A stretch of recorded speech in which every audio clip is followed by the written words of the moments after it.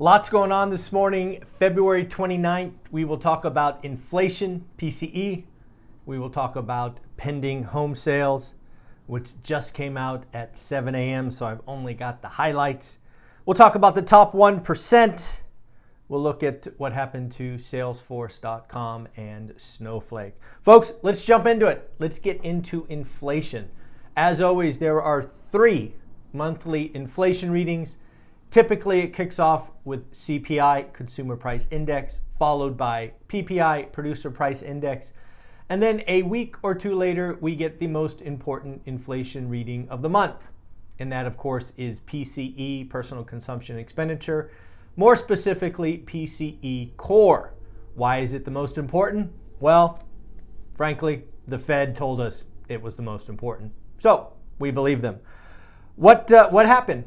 We will talk about PCE Core. We will talk about what happened last month. We will talk about expectations, and then we will talk about what actually happened. I believe it is important to do this so we can see trends and we can see surprises. So first, let's talk with the year-on-year numbers. Last month, PCE Core came in at 2.9. It was expected to come in at 2.8. There was a lot of thought about it surprising to the high side because if you don't recall, both CPI and PPI surprised high. So there was some fear in the market that PCE Core would exceed 2.8, but it did not. It came in actual 2.8. So what do we have? We have a continuing trend downward, right? PCE Core last month was 2.9. And we are still on a trajectory lower. It may not feel that way, but again, that is just what the numbers say. Now for the all-important month-on-month. Again, last month was 0.2. The estimate was 0.4, and the actual was again 0.4. So the economists, the experts got it right this month across the board. All metrics were as expected. I will say that 0.4 is concerning because, again, it kind of reverses the trend, right? We were headed lower, and we just came off a month. Last month was 0.2. This month was 0.4. As always, a single month is not a trend. So you and I will be paying very close attention to what happens in March. We are seeing commodities rise. We will see if that continues forward. Another metric that we get every Thursday that you and I have been talking about for quite a while is weekly unemployment claims. Again, last week, expectations, what happened? Last week, we came in at 202,000. Expectation was 209. Actual, 215. This month stands out, or I should say this week stands out because it actually not only is trending higher, but again, exceeded expectations. Is this the start of a great wave of unemployment claims, much to the doomers and crash bros liking? Is this just a blip as we stay continually below 225,000? I have no idea, but you and I will be talking about it every Thursday morning because it gives us the best insight into what is happening in the U.S. job markets, and we get it, I think it's 5:30 Pacific every Thursday morning. Alrighty, folks, let's talk about pending home claims. Pending home claims came out at 7 a.m. I started this broadcast at 7:02, so I only have the headlines, and the headlines are, I don't know, good or bad, depending on how you look at it. I particularly think they are good, but if you are in the business, you are going to think this number is horrible. What do I mean? Again, last expectations, actuals. Last month was revised lower to an increase of 5.7%. It was estimated that pending home sales would continue to grow, although at a smaller rate at 1.5. In reality, crashed, fell off a cliff, negative 4.9. Folks, rates matter. It may not matter at the entry level, but it certainly matters in the move up in luxury markets. We are seeing more and more people just stay put. It makes sense. Again, we are seeing active inventory build, and that is a good thing. Hopefully something is clear by now. I want the housing market to heal. Unfortunately, the only way the housing market heals, in my mind, is with time. The longer rates are above 7%, the more time we get to heal. If you need to be reminded, go back and check out January. I'm back. I don't know what happened with the internet, but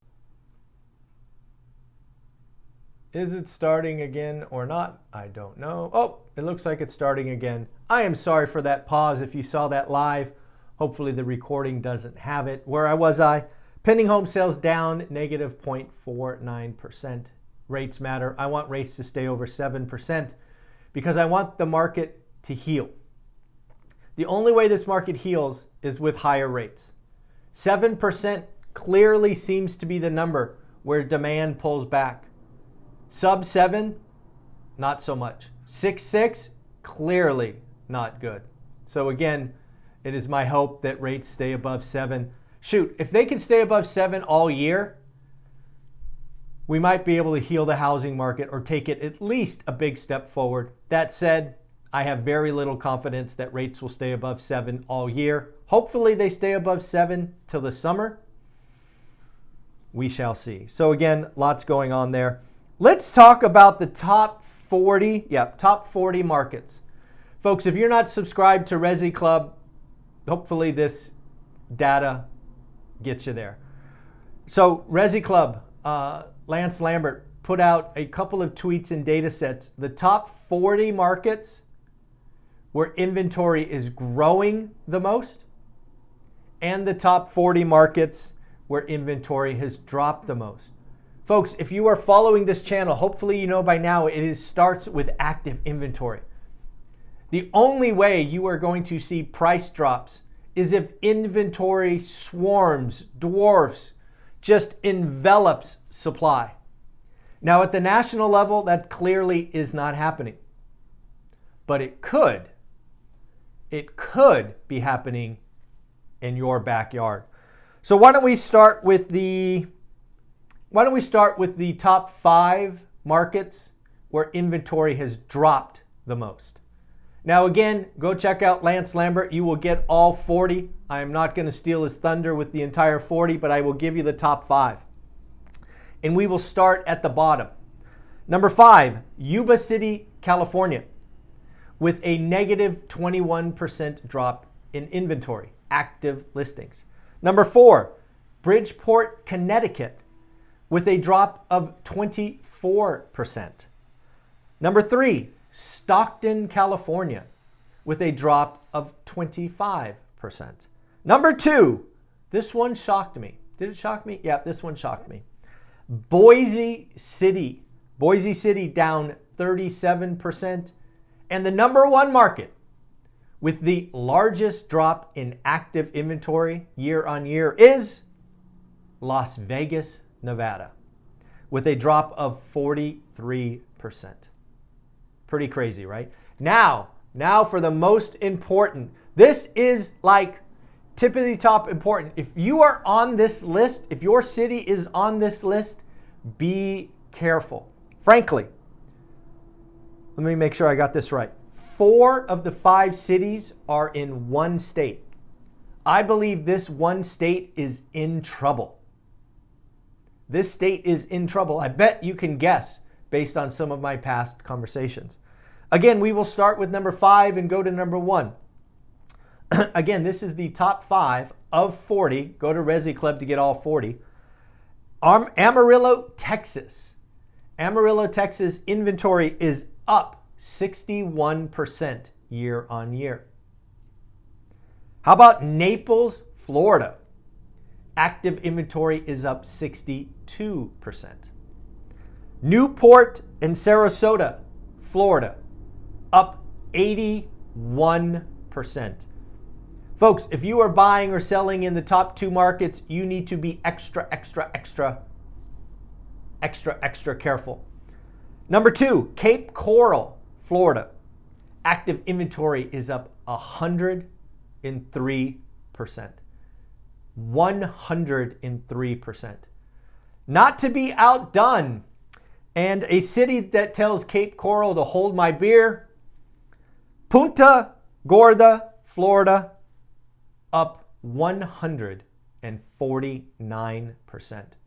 Folks, if you are buyer or selling in Punta Gorda, Florida, be careful. Frankly, if you're a buyer, it is time for disrespectful offers. Very, very interesting. So again, ResiClubAnalytics.com. Give it your email and you will get 5 free articles. There is a monthly service if you'd like to get the data and things of that nature. Go check it out. Something I'm big on.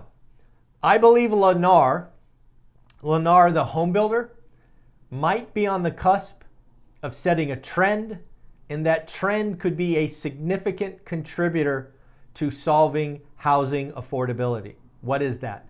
It appears, at least at first cut, that Lennar is building smaller homes. I would argue significantly smaller homes. On average, in 2023, did you know that the average square foot of a new home is down 3%? The average square foot size of a new home in 2023 shrank 3%. Frankly, it is my hope. I would put money on this. It would be my hope that in 2024, the average square foot size of a new home built drops 5, 6, 7%. We need to build smaller entry-level homes. It appears that Lennar is off the sidelines doing just that. It is my hope that they prove success and other builders copy. That would be significant. Let's talk about Snowflake and Salesforce.com. Folks, you can go back and listen to my review of Palo Alto Networks. I shared with you that Palo Alto Networks giving a weak guidance because they are in the cybersecurity space was a huge red flag to other software companies, and I specifically said Snowflake. I hope you listened. Snowflake did beat top and bottom, but had weak guidance, and oh, by the way, their CEO is retiring. I hope you listened because Snowflake, at least at last look, was down 20%. No joy. So again, folks, my history in software, my history in selling security software, my history in going through complex sales cycles said, if Palo Alto Network in cybersecurity is reducing guidance, watch out below for other contributors. And we were right. A couple of other things to talk about. I just got confirmation of a surprise speaker at the 2025 ORAT event. They will be speaking after lunch on day 1. I never expected to get this speaker. I will announce it later when we put tickets on sale, but I just wanted to give that tease. It is someone that hundreds of you have asked to talk to hear from. Some of you probably can already guess who that is, but yes, somebody that many of you have asked to speak to, ask questions of, has agreed to speak after lunch on day 1. That is cool. Not to be outdone, Salesforce Best Buy also was a earnings that I was looking into.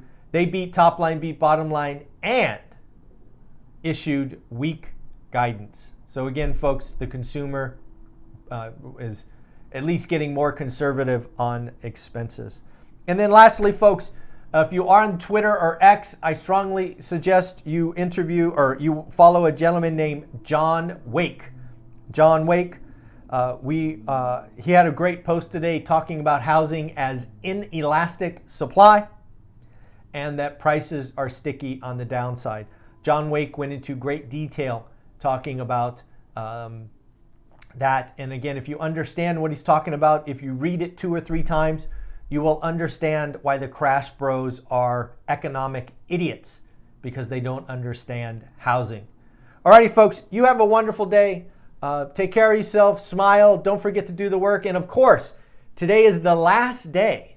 Today is the last day to buy How to Get Started One Rental at a Time at $399 and get the bonus of the Vegas event. Anybody that buys the $399, I will add the 2-day recording, 21 podcasts, all of that, just as a thank you.